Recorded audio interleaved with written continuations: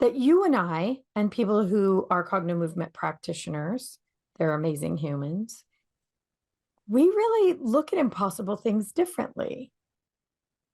And we do, you know, find solutions to 6 impossible things before breakfast. We always look at everything as though, okay, there's a solution for that. I just need to wait and see how.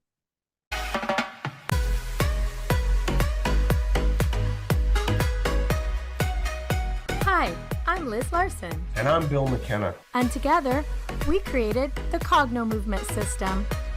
And we'd like to welcome you to the New Life Perspectives radio show, where we're going to be sharing with you tools, tips, and ideas that are going to change your life.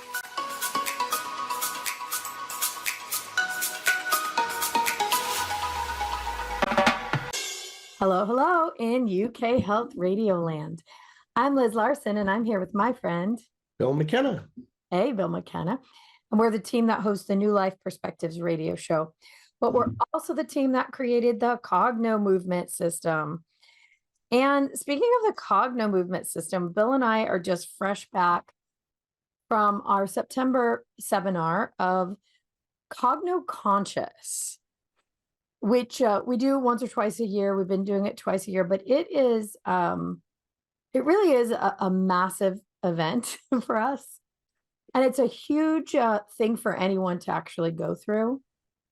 And we use the Hawkins scale, which actually is just a measurement of emotions from shame to guilt to fear to anger, all the way up into love, joy, peace, and enlightenment.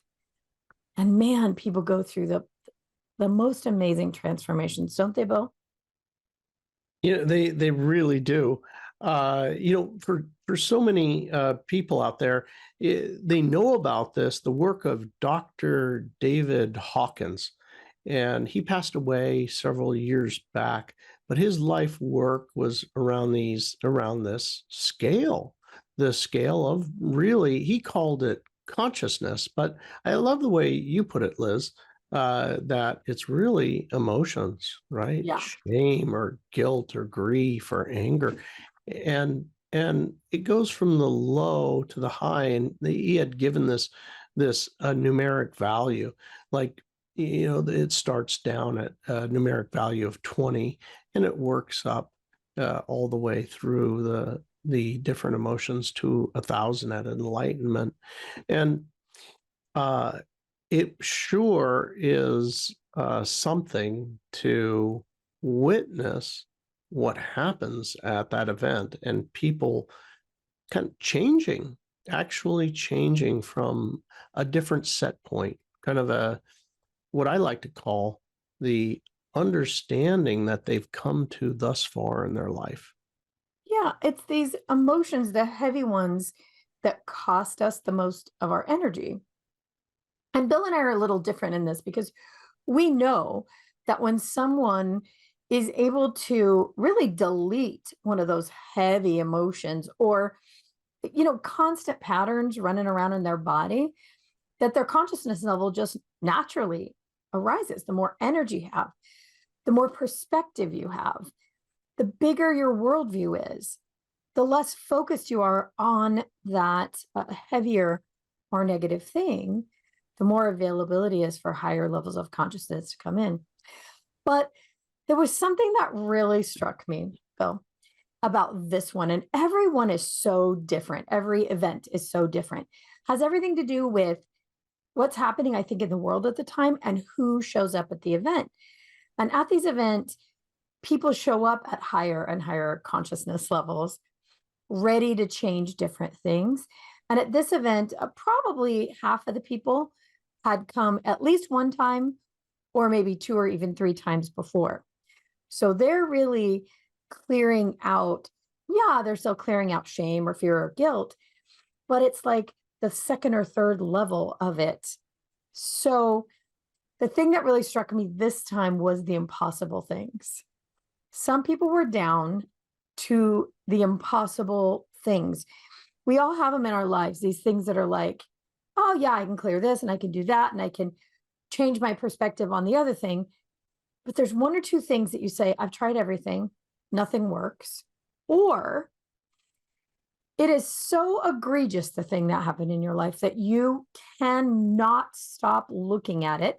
Because if you did, maybe it would let that person off the hook. Or maybe you would be appearing in some kind of an agreement with this heinous thing that's happening on the planet. But Leah, our business manager, and my daughter read me this thing the day after, because we're always saying, what else is possible? I mean, it's one of those things. What else is possible? And she was laughing at us about our impossible things. And she read me this quote, and it's from Alice in Wonderland. It says, Alice laughed. There's no use in trying, she said. One can't believe in impossible things. Dare I say you haven't had much practice, said the Queen. When I was your age, I always did it for an hour and a half a day. Why, sometimes I believed as many as 6 impossible things before breakfast. That's so great. Don't I you love love that. that? So let's talk about this, Bill. The impossible things, we all sort of have them. And I think for those of us who are doing a lot of work, they're hidden. Like, we all have that one thing that we kind of secretly think it can't be fixed. That can't be changed. That we can't overcome it because it's impossible. Well, I'll just use some absolutely, very real life scenarios. Like my mother or my father. There's no changing it because there's no changing them. You might not understand. They're an alcoholic. They're mentally ill. They're a drug addict. They are a hoarder. And this is how it affects me. I've reached a point in my life where there's no changing it. Or, world events like we're killing the planet with our pollution and different things. So there's no changing how I am feeling. I feel the pain of Mother Earth. Or maybe it is injustices, like really bad injustices. We all know about the huge global injustices of all kinds. Anybody who is who's out there and watches the news, they'll tell you about it all day long. And some of us really make it our life kind of our life purpose that we need to hook in and feel that. And under no circumstances whatsoever can I feel better because this is happening. I need to be outraged. And there's no way about it. No way around it. You know what? You know when I won't be outraged? When that stops on the planet Earth, that's when I'm going to not be outraged. That's it. Simple. I'll tell you what, when the male species stops being the way they are, when the female species, when the Democrats, when the Republicans, yes, it's that other country. Yes, those people over there, whoever those are. Usually it's somebody that borders you, whatever that is, wherever in the world. So with this, we really get to keep our fixed position. And I find it absolutely humorous. I found it so humorous when I began to travel. It was always the people that looked a lot like each other. As Irish, my descendants were Irish. And, way back in the day, there was a big fight in between Ireland and England. Who could tell us apart? Not many. Yeah. And then, I traveled to Indonesia, and I remember I was there. I was in Bali, and the people in Bali were saying, about the thieves. They were Hindus, and they were like, oh yeah, the thieves, they're the ones from Java. Don't trust the people from Java. I couldn't tell you the difference in between somebody from Java and somebody from Bali, but they could. They know. They know. Over in the Middle East, the whole, Jewish Arab conflict, it exists all over the place. These what was that? The genocide that took place down in Africa. It was horrible. Yeah. But they could tell. It's everywhere. It's everywhere. What's the difference in between somebody from was that Russia and what's that, the other Ukraine. Ukraine, right? You tell the difference? Actually, this is interesting, Bill, talking about impossible things. And one of those impossible things can become what I call the F word, forgiveness. And I heard again recently, Immaculée Ilibagiza talking about, I believe it was the Rwandan war, but I'm not 100% sure. One of those in Africa, and it was two tribes that lived in the same area. One gained power and made it their solemn vow to literally wipe the face of the other. And Immaculée and I think it was like 10 or 12 other women, it might even been 14, ended up in a bathroom for a month or 3 months. I don't remember the details. I wish I knew it a little better, the story, but a long time in a single bathroom they lived with a man who was hiding them there. And when they were finally released, they did finally get out, these women. The genocide had been stopped. The war was over and they were safe. When she emerged, everyone she knew had been slaughtered. And not only slaughtered, but brutally, brutally slaughtered. And the reason why Immaculée Ilibagiza, the reason why she's famous is, the end of the story is she ended up forgiving everything. Everything. And it was very poignant. She told a story about going to the prison to see the man that had murdered her parents and the prison guard's family as well. And the prison guard said, you can do anything you want to him. You can beat him. You can do anything you want.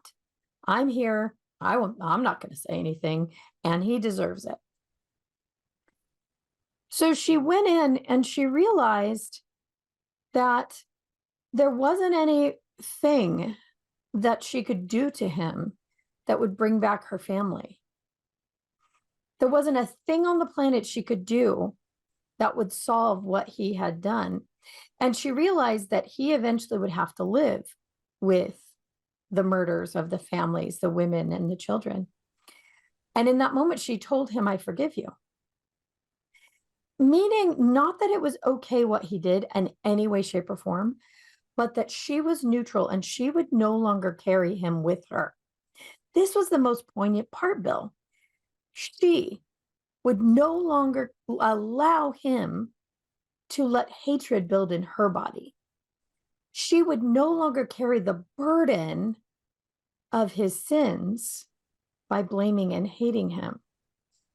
Really, what she meant is she had released him fully and completely. And the man, the prison guard, he was so angry. It was as though she had literally killed everyone all over again. He could not imagine, could not understand why she would do such a thing. And by letting this man off the hook, at least off her hook, by not hating him, by not kicking him and hitting him and spitting on him, that she had somehow set him free. Well, we know none of that is accurate. The man was still in jail. He was still going to have to face his sentence. But as far as she was concerned, she was free. She was free of him. It was free. And that's the most important part about letting go, releasing these things that seem impossible to let go from our bodies. So let's talk a little bit more about how it really is possible, or why anyone would want to do it. Right after the break, let's hear from the UK Health Radio Network. UK Health, take it away. Okay, and we're back. We kind of ended on a heavy note, talking about Immaculate Ilibagiza, and in the war that she'd been through, and the man that the word she used was forgave, but really released from her own body. She would no longer carry his sins with her. And I think this is the mistake most people make. They don't realize that when you're holding on to something someone else has done, holding them accountable, hating the thing, like all the terrible things that are going on around the planet, people call them evil. One of the people at our event, someone we love very, very much, a very wise human, she just could not let go the evil that was happening on the planet to children. And her hatred of it seemed so important. And we were up in the higher levels of the event. I think we were somewhere up around acceptance. And, at this point, you've cleared a lot below, but there was still this thread. How can I let go of these horrible things people are doing? And the question was, does your hatred of it help them? No. Well, does it give you a clear mind to think about what you might do to change the subject? Well, no. But I just cannot let it go. It's evil. Okay, good. So you keep it. You hold on to it. She says, wait a minute. Is that going to keep me from moving to the next level? Well, yeah, probably, or at least from staying there. But it is yours to keep it. It's yours to hold on to, and hate them as much as you do, and be as angry as you are. But there's one caveat. As long as you understand that you are adding to the evil and the hatred by sending an equal message to it, sending an equal vibrational physical message to it. Oh, well, that doesn't sound good at all. No, that doesn't sound good at all. And kind of like Immaculate Ilibagiza, at some point during the event, she realized that she was only hurting herself and limiting the range of motion that she might have to actually come up with some solutions. And at a very minimum, she didn't want to add that same energy to the world. She needed to add something much higher, much lighter, to lift herself and everyone else out of that possibility, creating a new possibility. It was pretty amazing to watch. Tell everybody what it looked like, Bill, to watch her do that. This was really amazing. It was something that I had foretold when we first started, but it was wonderful. I said, at the end, you're going to, for the certain people that are here doing the work, you're going to see something. And that something it's as if there is a light bulb in the middle of the head of the person, and literally it illuminates their face from the inside. And I'm talking physical. I'm not talking like something, well, it is spiritual, but it is, but this is actually physical.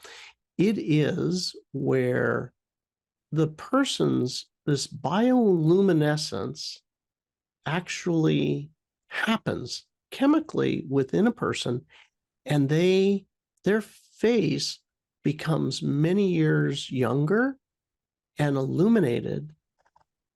This particular person was well into their 80s, and it was like, oh my gosh, maybe 30 years younger, and absolutely beautiful. I mean, you look and you're like, oh my gosh, you're beautiful.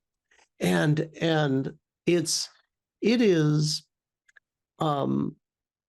this energy that literally gets released inside of us.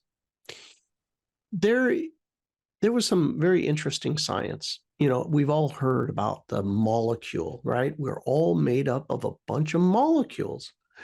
Well, they split them apart, and now they figured out, right, there's a nucleus, and then there's these electrons, and they kept basically splitting the cell further and further down. They got to something down many layers, and it's called a quark. And at the end, when they looked inside the quark, they saw what? They actually saw light. That was all that was there. Actual light. So the very interesting thing that we realized was that we are light. We've heard that before, but it's actually scientifically true. We are light. And what happens is when you've released, right, you're less and less dense. I mean, if you think about the kind of hatred that woman that went through in Africa, she felt immense hatred during the process of where everything was going on. And she talks about that in her interview, and then the subsequent release of it. But when you have a lot of anger, hatred, fear, you really feel quite dense. We've all been through it, but the release of it, the actual voltage in your body jumps like double. And when you go far enough, this happens. And it was so beautiful to watch. It was like literally beautiful, right? Yeah, it was crazy. What was interesting was it almost looked like even her hair was glowing. And it makes me think of, now I think about what she looked like. Like, you're right.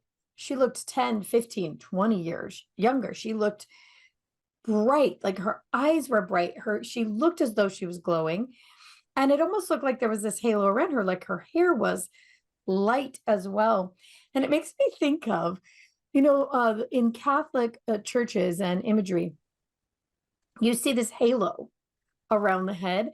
And it makes me wonder if that's what it looked like. If you had people who had really lightened themselves up of these heavy densities and judgment and pain and fear and really all the feelings that feel like I'm going to shove against something or pull against something, all of those, that when they had gotten to that point, they became enlightened, full of light, and the light radiated. It was so funny. She wasn't the only one. There were several people. This kind of is, in my mind, the theme of this event was the impossible things. There was someone else in the room that actually let go of something from her child that is truly, truly horrific. And finally, her body was willing to release the judgment and the anger and the hatred of the eventuality, what happened in her life because of those things that had happened to her. All of a sudden, she understood that it was just a boomerang that kept hitting her in the head again, kept whacking her, kept smacking her, kept pushing her down. I think this is the thing that most people don't realize is you cannot help but attract things like the feeling you have in your body. So I'll say that again, you cannot help but attract things like the feeling you have in your body. So she had a lot of wonderful, but she also still had this heavy, dense fight going on in her body. And about the level of joy, all of that came together and she released it. And I'm telling you, that a volleyball game broke out in the back of the seminar. And this person was at the center of it. And you have these grown women, quite grown women, literally playing in the back of the room. And people with the silliest grins, just big old goofy, silly grins, laughing and hugging each other. And we've never seen anything like it at these events. At this level, all of a sudden, joy literally broke out and created a little chaos for a while. It was really, really fun to watch. But everybody had this look. Everybody who'd come to this understanding physically, their body let go of the dense holding on to of things that they were pushing against or pulling against. And naturally what happens is the body just shifts into joy. And everyone started to play and look as though they were lit from within. And that is what enlightenment actually is. It was crazy, wasn't it, Bill? It was. It was. That was amazing. And it wasn't just one. It wasn't just one. No, it was a lot. There were people who came in at extremely low frequency feelings, pretty much the lowest, ready to let go of this lifetime, shall we say. Yeah. And other people that were suffering, after, long-term cancer. And with all of these, to see at the end, go from that ashen gray look where, everybody's seen it, you go to the grocery store or wherever, you're like, oh man, things are tough, that's bad. And to have it go from that to these actual lit up faces. And I'm not talking about just this, the smiles and that sort of thing. I'm saying literally the light from within shining, and it's like, oh my God, you're so healthy. You're as healthy and beautiful, vibrant, colors back. And it's like, how you can tell when somebody has a disease, and you also know somebody else like had a disease, but you're like, you're fine, you're better. You know what I mean? Yeah. You got some, you got some things to, put on some weight, whatever, right? But you're like, no, you're done. You're done. So it was just filled. I think it filled me with joy. I could see it on your face, Liz. You were so happy about it. Yeah. It was so fun. So every one of these events is different. And you may have heard us talk about the other events in the past where it almost looked like a portal of energy opened. And another time the energy was literally, running between people like blue static electricity. And every one of these events, we don't know exactly what's going to happen. It's, where do the people get to during the event? And as a collective, it happens together. So it depends on who's there and what they're working on and what else is happening in the world. So this event at the level of love, which is 500, and it's the tipping point, right, Bill, where if the 1% of the world could get to this vibration of love, the big L, universal love, the planet could change. So at this point, there started to be the electricity running in the room, but we could see it. It was starting to go. And then we took a break. And then when we came back, we were working on joy. It was like the lunch break. But it was weird because that electricity, that energy that we had started to expect, it didn't come back in the room. It wasn't that staticky thing. But we moved into now the level of joy. And we were talking about how joy really is love plus fun. Fun in this radiant level of love is like, I call it the yellow ray of joy. I mean, it is ecstatic, right? So there's that static electricity word in there. So it was curious, Bill and I was kind of watched to see what's going to happen in the room. But instead of more of that blue electric light, this ecstasy, this joy erupted in the room. And you've got grown women, playing volleyball and laughing and hugging. It was really silly what was going on.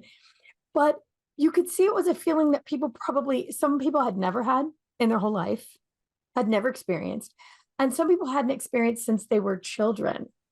This really vibrant, golden, happy, but not just happy for the moment, truly joyful and free, lifted from the heavy, like you said, gray, burdensome feelings. You could tell, and some of them said for the first time, they literally felt free in their bodies.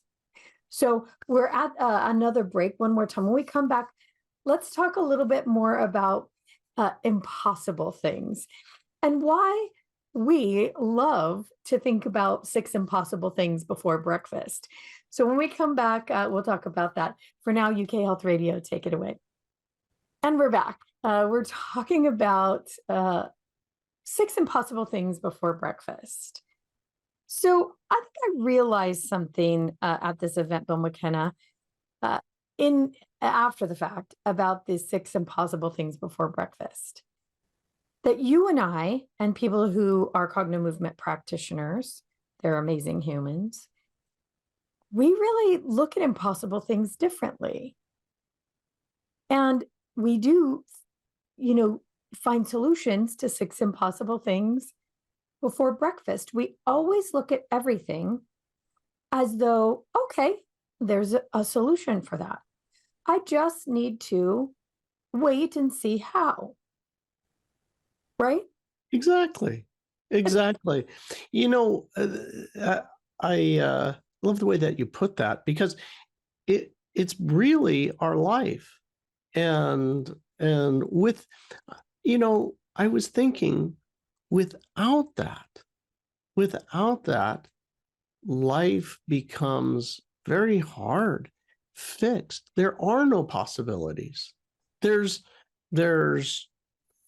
kind of what I would call the facts. And when I say the facts, I mean the buy-in. Like, it can't be any different. There's only one solution to this, and this is the approved solution that is only this one possibility. And when you kind of think, well, actually, Elon Musk, I'm sure, actually, I've heard him speak. You ever heard him speak about what it's like to be him, and that he thinks that nobody would want to be him? Yeah. You ever, Yeah, I have heard that. You heard how he has explosions of ideas that are never stopping. They just keep coming, and they are the impossible ideas. We've got a guy here who's launched a global satellite network of payment processing that everybody uses, has, built cars that are now actually completely dominating the car market. Everybody, all the major car dealers are getting their butts handed to them. He's, and one thing after that, it's not like it's just one thing. It's constant. These are all, can't do it. Until him, the electrical car was just a kind of like, well, that's never going to really, people aren't going to want that thing, it's got to be funky too. Yeah, right. So let's bring it down to mortal humans, because Elon Musk, I don't know him as a human. I don't know what he's actually like as a person. But what we do know about him is exactly what you said. He doesn't really seem to believe in impossible things. He looks for a how and figures it out and follows his own rules on the planet. So to me, if one human can do it, then it's possible for every human to do it. But most of us put a cap on what's possible in our lives, even when we don't realize it. Even you and I, Bill, we had this conversation yesterday. When we think about impossible things for breakfast, right? But in our own lives, there's always 1 or 2 impossible things. And they're not even the most glaring. They're kind of that thing that runs in the background. Yeah, I'd really like to have that, but And in our mind body complex, there's something about it that doesn't really seem possible. It's not really solvable. So there's something that we do in Cognomovement that really provided a way for the people at our events to change the impossible things in their life. And that is, you got to go head to head with the impossible thing. And we never say, "Oh, don't feel that way about it. Oh, you should feel better about that." That's the But problem. yeah, That is the reason, right? That's the reason we're successful at helping people with the impossible yeah, is let yourself finally embrace it. it's impossible. It's impossible. Can't Let be. it be as impossible as it is. Right? People make fun of us for saying these kinds of things, but it's true. But it's not the thing itself. It's the way you feel about the thing. Yes. There's And this but hard spot. and everybody's out there, like, well, I don't understand right now, Liz. You're saying embrace the impossible of how you feel about it. How's that gonna actually get me out of it? That doesn't make no sense. No, one of the things that we do is we're working in the physical mind, body, spirit in these seminars, and it's tough work. We're using Cognomovement, which is movement, and that changes the nervous system. So your cognition is involved, physicality is involved. Focus and really paying attention to how your body, what the sensation is around it, what your reaction is to it. The down and dirty of it. And we always say, feel how you feel about it. Let yourself hate it as much as you do. Let yourself, want to murder that person as much as you do. Let it be as impossible as it is. You have to admit to yourself that you believe it's impossible. And notice how impossible it feels in the body. So I was thinking about my impossible thing, not even realizing that I was thinking it was impossible. But that thing that you just can't seem to change, or it would be too hard, or, the world just doesn't work that way, Bill McKenna. That can't be shifted. I was thinking about what it feels like to me. And on that particular thing, it feels like kind of a brick in the middle of the stomach, a hard spot, something impassable. And we really encourage people to get curious about what that feeling is like. Oh, hey, body. That's what you do for that impossible thing. Mm-hmm. That's how you react. That's the feeling of it. And it's like I said earlier, you can only attract equal to how you feel. So of course that thing keeps going and going and is so terribly persistent in your life because you feel that way constantly. I feel that way even 5% constantly. So the only way out of it is directly into it. Go head to head with it, right? Let yourself feel it, think it, hate it, push against it. That's the way in. I know that sounds crazy though, doesn't it, Bill? It sounds absolutely nuts. It sounds so nuts, right? And if I was listening to this, decades ago, I'd be like, well, that don't make no sense. You know what you're gonna do is you're gonna create more of a problem. Yeah. You want a problem? Focus on the problem. That was kind of my mindset. Like just avoid it. Don't think about it. Think about something else. But it's still running there. You're still feeling it. And you said something really important, Liz, and that is that you are going to experience what you feel. And whatever that is, for some of us, it's the worry that right now in the world, I call it the two primaries.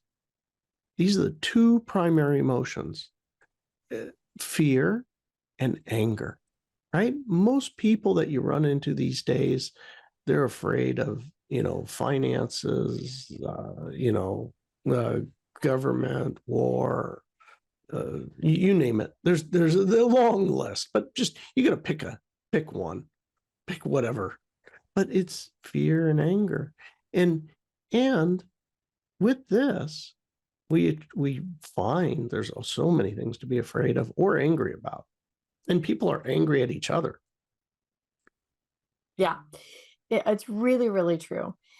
So we're not talking about wandering around and focusing on it all the time, that impossible thing, because you're doing that anyway, and you're getting the results you're getting from it.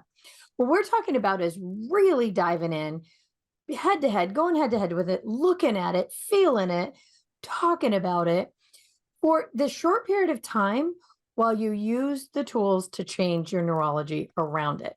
Here's the problem. The problem is we think about it and do about it the same way all the time. Probably, in my case, my impossible thing, it's 39,000 times a day. It crosses my mind in exactly the same way. My body feels the same way about it, right? So what we have to do to break that pattern is literally take the biggest look at it we've ever looked at it, get curious about, I guess that's how my body does that. And then use the neurological tools of Cognomovement to change it. Your body will have never looked at it that way before. We shift hemispheres of the brain. We move into different positions where the body has the ability to feel and think differently about it. It's like letting the nervous system try on the ugly sweater, try on to see, well, what if I think about it with my right brain instead of my left? Do I have a new perspective? What if I think about it with my ideas and inspiration part of my mind? Oh, maybe I don't need this pattern anymore. So it's really digging in while using the tools to change your automated responses and actions and thoughts and feelings. And when that happens, and you do it hard enough, you dig in and look at it, all of a sudden it collapses. It's like a wave that collapses. And then there's this quiet for a moment of, oh, wait a minute. This is what the world looks like without that problem. And then very shortly after, what happens in a person's life is their life changes completely around it. Because now they have the ability to see all the new things that were actually always there. But this perspective was holding you in so tight. It's like being in jail and being set free. It's an amazing thing, right? It sure is. Liz, are you willing to show the 4 positions to everybody listening right now to help them on a first step? This is not the complete solution, but it is a first step as kind of goes along with what we do at Cognomovement to help people begin to garner a new perspective as a reality. Yeah, I mean, this is something everybody can do. What people don't realize is your brain has at least 4 positions. We start with 4 that you can try on. So just for fun, think about the impossible thing in your life. For some of you, maybe it's your body and changing something about that. For some of you, maybe it's finances. For some of you, maybe it's a terrible mother-in-law. For others, it might be your education. I mean, the list goes on and on of the things that feel impossible. So just for the moment, if you'll let yourself kind of feel into it and notice what your body does as you think about it. Maybe you're like me and it feels like a hard spot in your gut, or maybe your ears heat up, or maybe there's something in the back of your head, or your eyebrows furrow. It can be anything. But you're just going to notice with a bit of curiosity, oh, that's what happens when I feel and think about this thing. So the first position is eyes down position, meaning, and I'm going to use my Cogno ball, but if you just let your eyes drift down, like you're going to look through your own shirt, and kind of let your eyes move left and right across the floor, just gently, but in the down position. This down position lets you connect with the physical or kinesthetic part of your body. You're more likely to be in a feeling state. And just breathe and think about that thing that is the impossible thing in your life. And you just breathe into it and let your eyes move left and right. The point is that you're in your kinesthetic body and you're letting your right hemisphere and your left hemisphere take a look.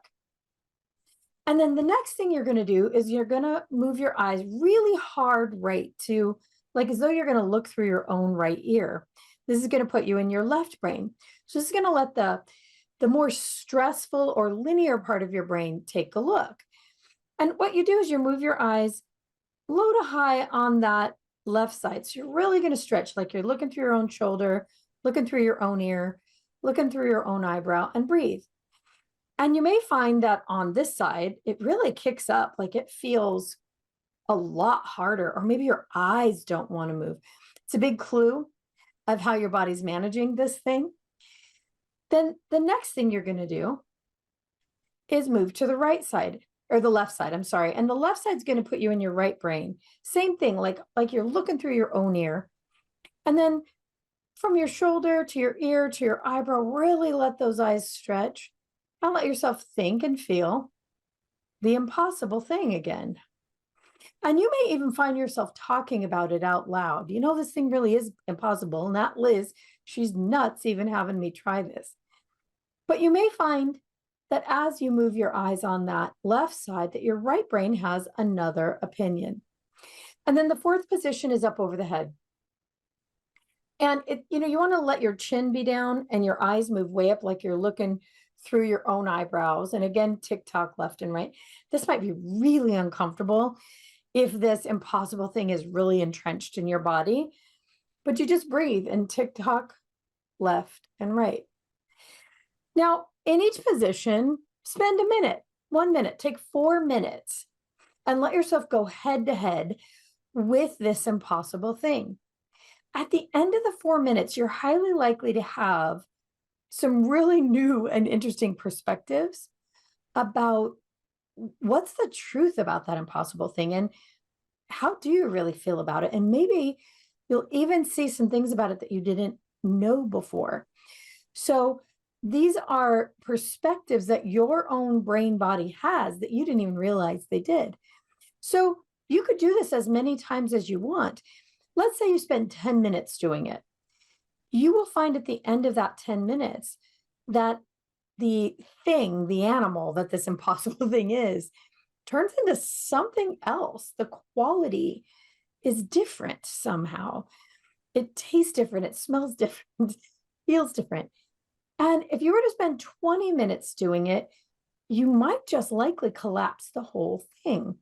But this is one of the things you find in our Cognomovement Essentials program at cognomovement.com. It's one of, that's one move in hundreds of little moves that we have that help a nervous system change its perspective organically by going right into it head to head. But it's not like days and days and days. It's really a matter of minutes when you know how to get your body to shift. So, Bill, we really have about 1 more minute. Let's close for today. And what are your last words about all the impossible things? It's not what you thought. The way out is the way in. You have to let yourself experience how you truly feel about it.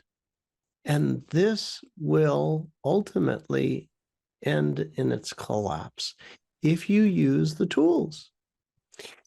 And an openness to reality shifting. Most of us won't let reality shift because we feel if we were to let go or of our position, then it would be in some way meaning approval or that you didn't care. But we can tell you that anger, resentment, hatred, all just lead to more of it. You will be doing yourself and the planet a big service. All right, you guys, this is all we have for today. Go to Cogno Movement on YouTube if you want to see our faces. Anywhere that you like to listen to your podcast, hashtag Wellbeing Podcast, or UK Health Radio Podcast, or New Life Perspectives radio podcast. You can listen to it anywhere. And of course, here on the UK Health Radio Network app, find us at cognomovement.com. For now, be safe and be well, and we'll see you again next week. Thank you. Thanks for being here with us on the New Life Perspective radio show. For more information or to find out more about the work that Bill and I do, please visit us at cognomovement.com or email us at info@cognomovement.com. See you again soon.